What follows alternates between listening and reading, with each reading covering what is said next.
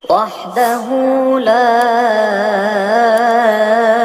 شريك له. Niki telepon-teleponane mahasiswa Yaman bari koncone ning Indonesia. Itu memang kosong di zaman itu. Jadi orang-orang pendatang ini dikirimlah ke sana gitu loh.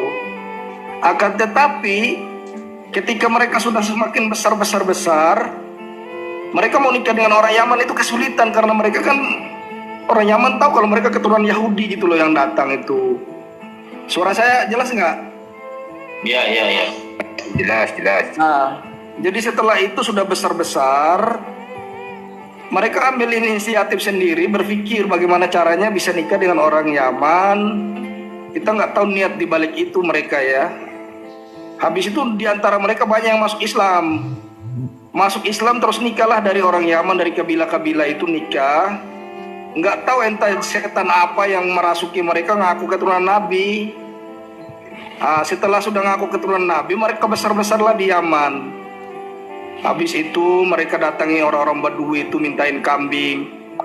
Dibilangin kalian gak usah sholat, kami ini keturunan Nabi, yang penting kalian muliakan kami, kalian masuk surga. Itu orang Badui ya, videonya ada 3 video aku wawancarai orang Badui itu bos.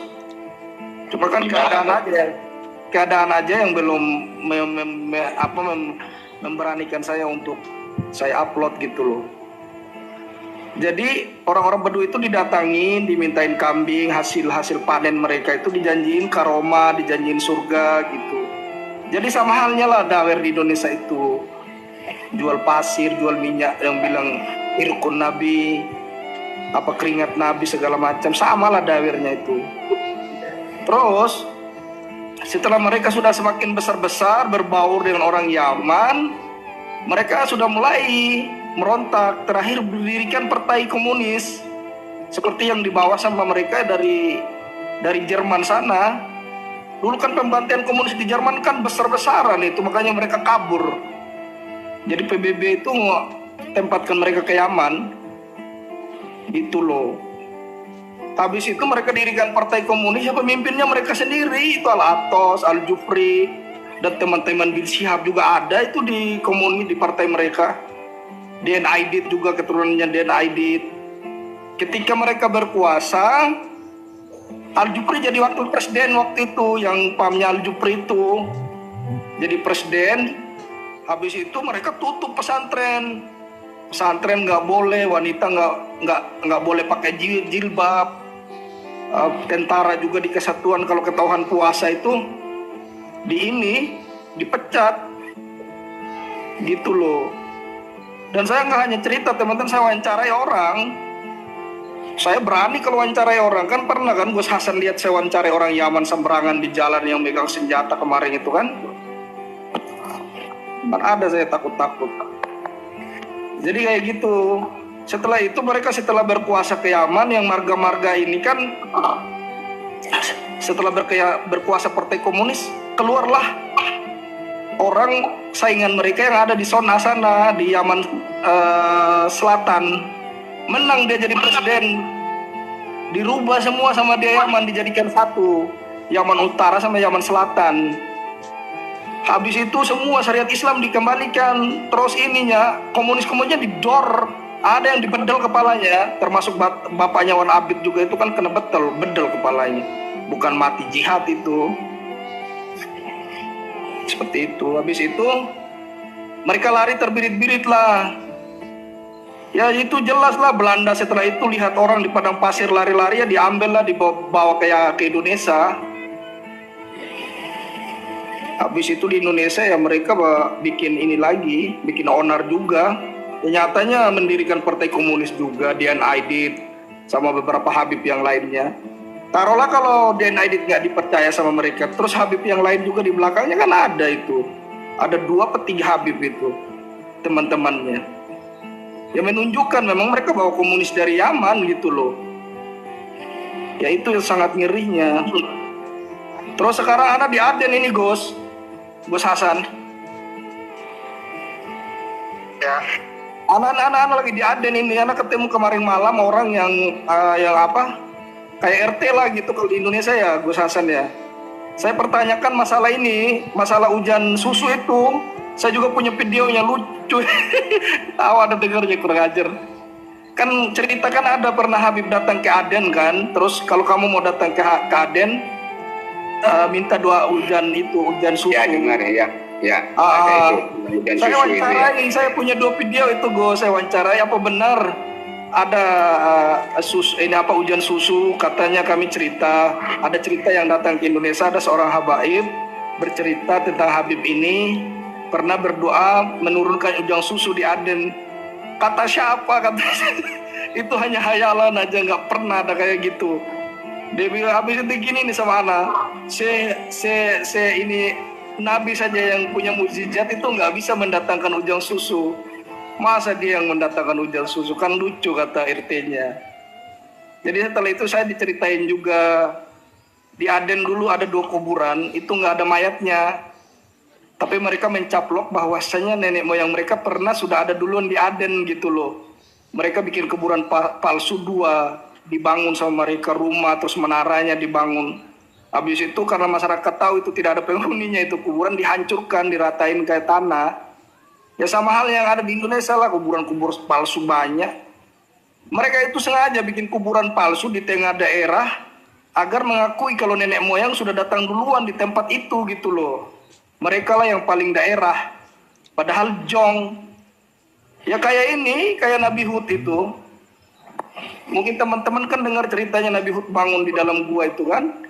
Itu kan orang Yaman sendiri kan ngirim surat ke Tarim. Jangan kamu bawa-bawa Yaman demi untuk mendapatkan pundi-pundi uang, mengatasnamakan Yaman. Nabi Hud bangun segala macam, itu cerita yang nggak benar. Ditegur langsung.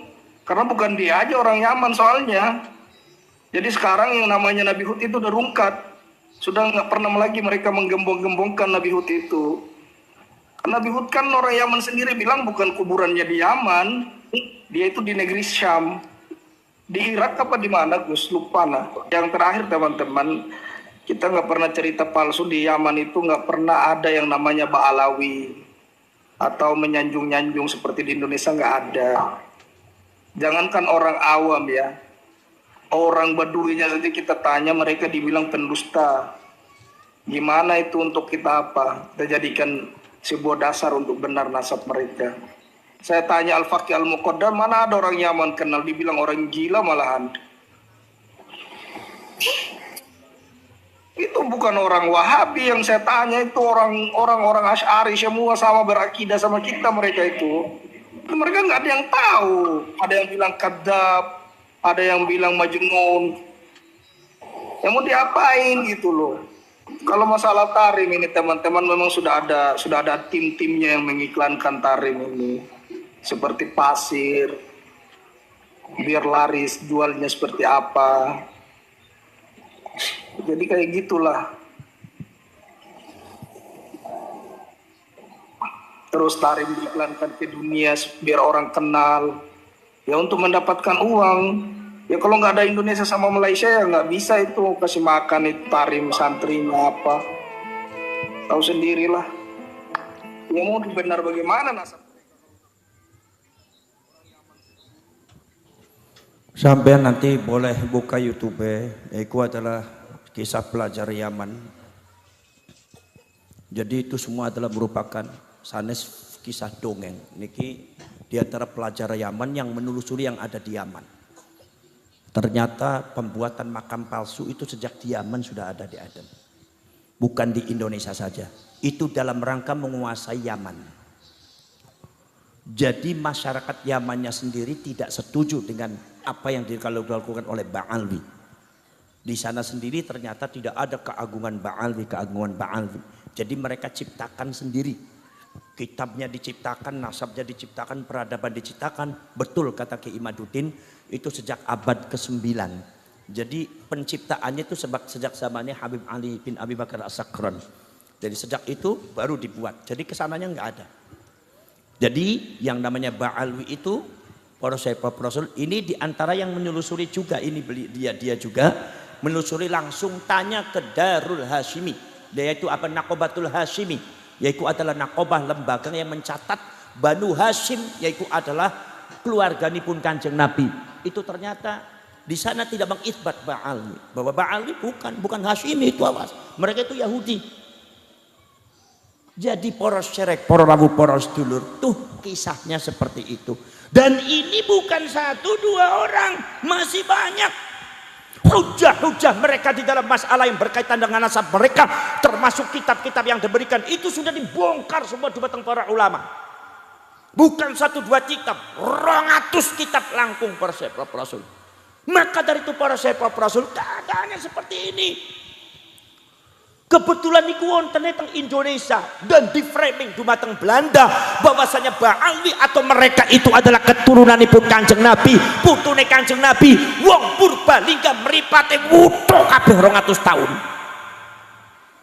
Iki para sahabat para sedulur.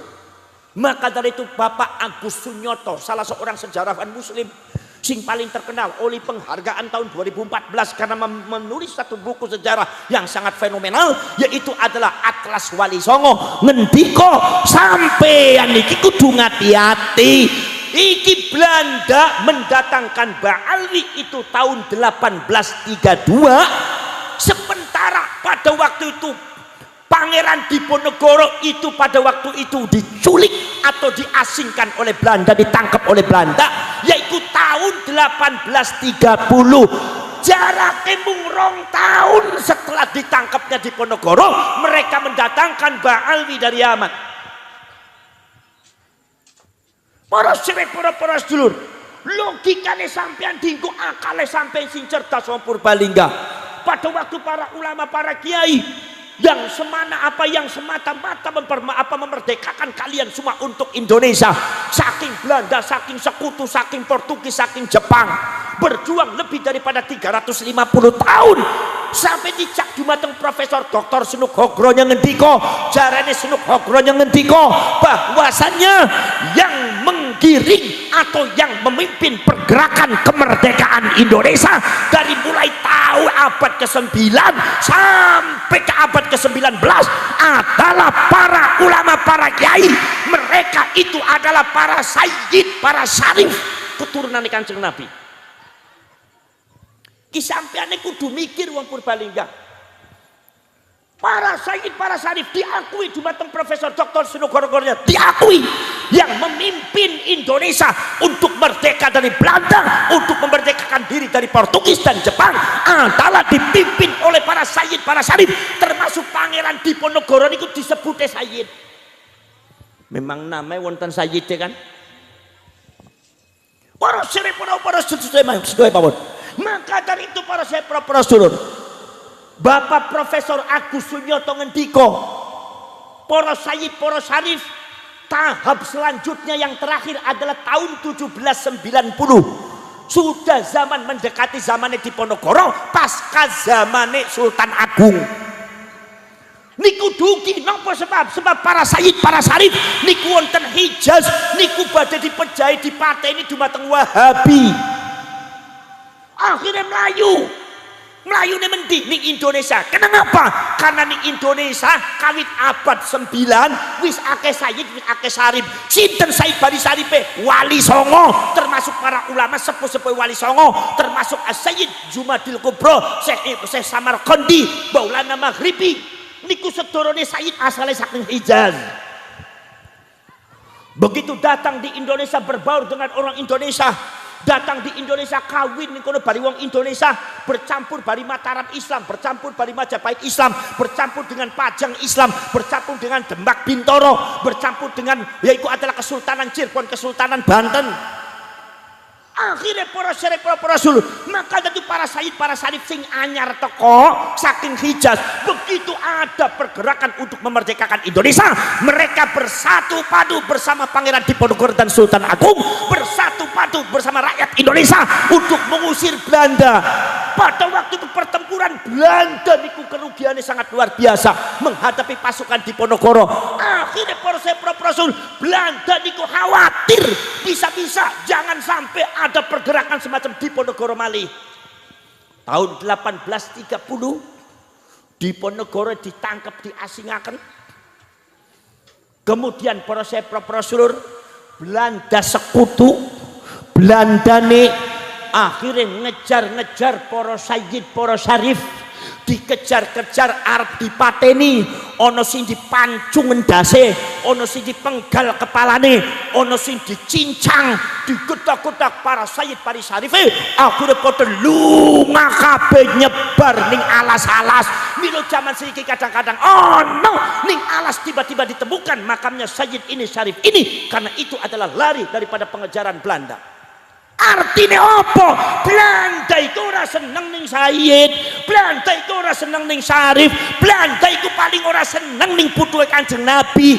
Iku sampai tahun 1830 ada sebuah pertanyaan. Tahun 1832, 2 tahun setelah pengusiran para Sayyid, para Syarif, pembunuhan para Sayyid, para Syarif, setelah yaitu adalah ditangkepe Pangeran Diponegoro, 2 tahun setelah itu 1832, kenapa Belanda mendatangkan Ba'alwi dari Yaman, dan itu Ba'alwinya di branding ini putune Kanjeng Nabi sing sebenarnya. Kenapa Belanda orang mateni? Kenapa Belanda justru mendatangkan? Kenapa Belanda bekerja sama dengan Ba'alwi kalau memang itu putune Kanjeng Nabi? Orang mlebu akal wong Purbalingga. Lah itu para serpa Rasul. Wong Ba'alwi niku para serpa Rasul sing dutikaken sapa? Londo. Sejarah ono wong nyong duwe sejarah masuk ke Islam ning Indonesia akeh buku-bukune akeh nyong. Termasuk bukune Pak Agus Sunyoto kuwi akeh kowe nyong. Kari diwaca marang sampean. Gino apa mboten? Iku para serpa Rasul. Ba'alwi habaibiki tekoni Indonesia sing gawa sapa? Londo. Iki anggere nyong ngomong kaya dudu berarti nyong ku sengiti Habib, ora. Nyong ki lagi cerita ning sampean apa anane ben ceritane nih Habib aja diunggul-unggulaken akhirnya sampean wuto. Gino mboten? Ki nyong lagi ngomong sebenarnya iki Belanda sing gawa ben akale sampeane jalan, ben logikane sampeane jalan laku. Belanda sing dukiaken nganggo apa? Nganggo kapal Londo. Bayar apa ora? Ora. Gratisan. Sing toko piro? Ratusan ribu. Kok bisa gratisan? Toko ning Indonesia. Yo. Arep apa ning Indonesia? Arep kerja. Kerja ning sapa? Kerja ning Belanda. Ono sing dadi kapiten. Sampai ono sing jadi mufti diangkat jadi ketua ini, kepala kantor ini. Sampai terakhir Profesor adalah di antara yang dijadikan mufti Belanda untuk Batavia adalah Habib Utsman bin Yahya. Habib Utsman bin Yahya mengatakan bahwasanya pergerakan Indonesia, pergerakan kemerdekaan Indonesia itu adalah bukan pergerakan, tapi itu pemberontakan. Torekoh tasawuf yang ada di Indonesia itu sesat. Maklum kenapa? Lah wong Utsman bin Yahya yang kono apa sih dadi kerjane ning Belanda kok mulai ngupai penghargaan sapa? Ya Belanda. Wong pekerja Belanda. Begitu wis ning kono balik tekan ning omah dipai apa? Dipai tanah ning Belanda, dikai omah ning Belanda. Habaib dari bangsa Yaman dipai omah ning Belanda, dipai tanah ning Belanda. Tanah hasil daripada ngerampas ning mbok tua bapak tuane sampean iku nganggo Ba'alwi, nganggo bangsa Yaman. Para sedulur sedaya pawon kanggo iku asing Londo. Teko ning kene digratis ning Londo, kerja ning Londo, dipai duit, dipai gaji ning Londo, dipai omah ning Londo. Nyong arep takon, kira-kira angger Ba'alwi Habib zaman kemiyen nglawan Londo ki wani apa ora? Jawab. Wani apa ora? Kira-kira angger seumpama anak pergerakan Indonesia perang bari Belanda, kira-kira Ba'alwi ngeloni Belanda apa melu marang Indonesia? Berarti logikanya sampai ini jalan ya. Orang mungkin melu marang Indonesia, logikanya sing pinter aja digoroi sampai. Gino mboten? Apa sampean meletot-meletot ning nyong? Melotot tetok ngupai mangan ora sampean iki. Ora usah dipikiri kari dirongokna bae. Kula nek keter Gus keter apa? Mikiri Islam gaya nemen wong rapak mikiri Islam patungan mulutan ora gelem sampean mikiri Islam maupun potongan medit gaya kiye ono kiai teka ora dipai mangan ki medit-medit nemen dadi wong para syirik para rasul paham napa paham ki nganti Belanda menyusun kasta sumerep kasta tingkatan strata sosial kasta sing paling dhuwur Belanda nomor 2 setelah Belanda adalah Baalwi dengan Cina sing paling ngesor kaya dene kasta sudra sopo rakyat Indonesia milo nganti zaman saiki sing arane Baalwi Habib Yahudi Baalwi ora bisa ngormati sampean sebagai Indonesia wong Indonesia ora bakal bisa karena ngerasane dheweke luwih dhuwur sing rakyat Indonesia iki bahaya Pak menenyong kadang-kadang rada gemes ning wong sing gelem dadi budake dengan jongo sing bela-bela ki wong kampleng siji beres yo dadi wong Indonesia kaya kowe sampean kaya dulu darah pejuang bae gini apa mboten paham apa mboten iki para saya ada lagi yang mengatakan Profesor Doktor adalah Salahuddin Al-Bakri ngendika para Rasul gerakan Baalwi kawit Irak nganti kenanya Hadramaut gerakan Yahudi mlebu Islami adalah Syiah Imamiyah milo fanatik dumateng imam pimpinannya disebut imam fanatik ning imam fanatik ning ulama-ulama kiai dheweke ngungkuli fanatik ning kiai sedene milo aja aneh angger Baalwi habaib ngalem ulama kiai habaib ngungkuli sedene Faqih Muqaddam lebih hebat daripada Syekh Abdul Qadir Al-Jilani dasmu Faqih Muqaddam itu adalah lebih hebat daripada Imam Syafi'i karomahnya lebih tinggi daripada Imam Syafi'i lebih alim daripada Imam Syafi'i tapi karena tawadhu maka Faqih Muqaddam mazhab Syafi'i hati-hati ini cerita sing ora bener ke sampeyan ke kudu ngerti angger nyong ora mangap-mangap ke wong Purbalingga ketipu terus sih nyong pegel mangap-mangape ki bar ngaji ana mangan apa ora ya kus tenang kus bar ngaji mangan ya tahiyya ya lagi nunggu Gus Ridho kaya kowe ora dipae mangane bar ngaji kowe jarane wong Purbalingga bar ngaji mangan ya bajingan bar ngaji mangan angger nyong bar ngaji jaluk mangan kok ana sing ngomong Gus apa ki kiai bajingan bar ngaji jaluk mangan dasmut mumet napa mboten ya mumet ora apa-apa nyon durung mangan ya mumet pada baik ora apa-apa mumet nek mumet metu kringete medal nek medal kringete syarafe aktif awake sehat nek awake sehat insyaallah dawa umure wong dawa umure asale sing awake sehat asale sing syarafe aktif asale sing medal kringete asale sing puyeng-puyeng mumet-mumet mila wong rapak kepengen dawa umure gampang apa madosi nglurui sing mumet-mumet sing puyeng-puyeng insyaallah dawa umure kringete metu terus ora usah olahraga insyaallah ora percaya delengen koncone sampean kah tanggane sampean sing uripe unggal dina mumet ora duwe-duwit mumet tukaran gegeran bari bojone ya mumet bae unggal dina uripe mumet bae kek uripe ora mati-mati awet nemen 97 tahun masih seger terus niki jenenge bibarokatil puyeng wal mumet gitu. Mungkin apa mboten? Iki Syiah Imamiyah termasuk cerita wonten dumateng Hadramaut dumateng sejarah iki Baalwi banyak memberontak dumateng pemerintah yang sah mila nyong ngotot-ngotot ngati-ati ning pergerakan Baalwi lagi zaman wingi ono FPI Front Pembela Islam niku niate apa ngepung istana ngelek-elek presiden menjatuhkan yaitu adalah harga diri pada presiden. Saya tidak bicara masalah personality. Kalau personality Pak Jokowi, Pak Prabowo itu personality. Tapi ketika Pak Jokowi, Pak SBY, Pak Prabowo sudah jadi presiden, beliau sudah bicara, bukan bicara personality lagi, tapi beliau sudah menjadi presiden rakyat Indonesia.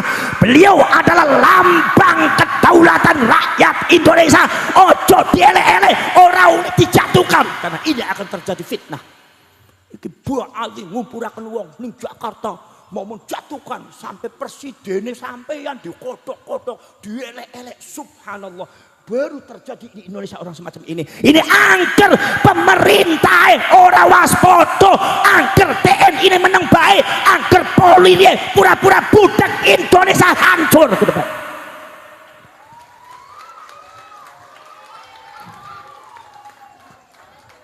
Sing gemesi kadang-kadang ono anggota polisi sing dadi muhibbine Habib yen dasmu. Ono anggota TNI sing sujud-sujud nganti nyong ndeleng, ono petinggi Polri dikongkon ning Habib niku adolan daster di video, dasternya dijepet-jepet kaine enak nemen, masya Allah. Ini sangat menjatuhkan, ono video. Tapi kalau sumpah disebarkan jangan. Kasihan polisi kita. Artinya sudah seperti itunya perbudakan itu. Padahal mereka itu bukan siapa-siapa. Mereka negaranya hancur. Hadramaut itu tidak ada apa-apanya. Indonesia itu negara yang beradab, lebih hebat ketimbang Yaman. Cuma macam-macam ente, Beb. Kalau ada Habib di Purbalingga ngomong bahwasannya Habib lebih hebat ketimbang Indonesia, negara Habib Tarim lu hebat di Indonesia, madep ning ngarepane nyong, buktikan sejarah, orang bener kamplang sisa nyong. Ngomong sembarangan. Jangan suka merendahkan bangsa Indonesia. Kalian hidup di Indonesia, harus hargai orang Indonesia. Mengkono bangel nemen sih. Malah dhewe Tarim, ning Tarim iku nganti tekaning WC donge bakal diijabah. Berarti artinya Tarim bari Mekah luwih hebat Tarim. Ada upaya memalingkan masyarakat Indonesia dan Malaysia dari Mekah ke Tarim ke Yaman. Seolah-olah Tarim itu lebih hebat daripada Mekah. Yang namanya Tarim itu isinya wali semua. Orang sepisan-pisan anak Habib metu kumise ning Tarim kecuali diangkat oleh Allah jadi wali kutub. Pantesan Ba'alwi wali kutub akeh nemen. Jebole apa syaratnya gampang nemen metu kumise tok. Di framing sedikit rupa kotane kota wali, kota suci, 1000 wali, nganti habaib iku ora kedeleng ning nyong mangkat haji niku jarang, Pak.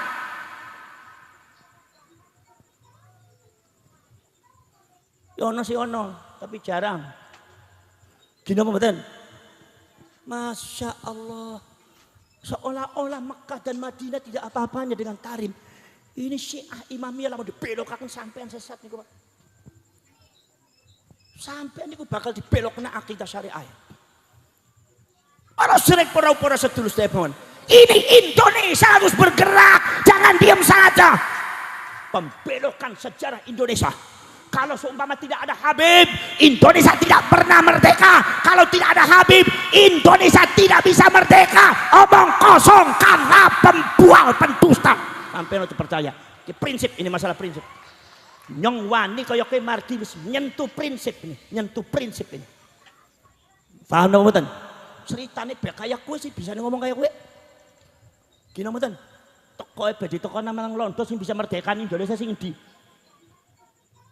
Habib iku ngomong sembarangan iku. Dikirane Indonesia wong bodoh apa? Angker aku ora mangat-mangat ki, awakmu ora ngerti-ngerti kendasmu ya. Digoroi terus. Keder pe marung irung-irunge dawa-dawa sih. Jenggote dawa-dawa. Ke paling seneng marung jenggot ki wong Purbalingga kowe jenggote dawa wis Gus. Waliullah dasmut. Ning kampunge nyong be akeh kok jenggote dawa-dawa ora bisa ngaji, ora bisa maca Quran. Apa ya wedhus kacang.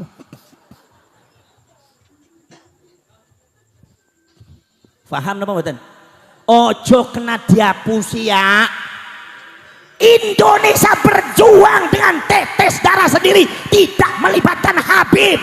Habib didatangkan oleh Belanda, tidak mungkin membela Indonesia. Sing metu gede dudu Habib, apa bapak tuane sampean. Sing dikuang nganti mlayu tekan alas, mangane godhong, nginume banyu butek sing kali sapa? Bapak tuanya kalian semua. Tidak ada aku bari Habib. Habib kerja penak-penakan ning Belanda. Anggur ana sing ngomong maning wani-wani ning Purbalingga. Anggur ana Habib ke Indonesia orang bisa merdeka, tampakan ke cangkem Habib. Halal nih sampeyan. Apa sebabnya orang bener ke kizib bohong. Dari mana sampai ngomong bicara seperti itu? Gini mboten. Yang ora ditamplek orang ngerti-ngerti ya. Paham? Ya sing wani nyong bae, sing modal kaya ya kumis tok dawa. Paham napa mboten? Yang bergerak itu harus NU Nahdlatul